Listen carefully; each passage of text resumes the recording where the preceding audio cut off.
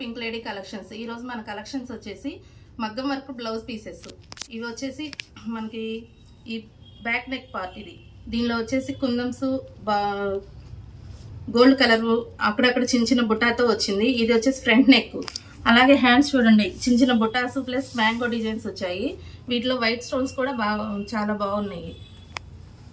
దీని ప్రైస్ వచ్చేసి 490 రూపీస్ మాత్రమే.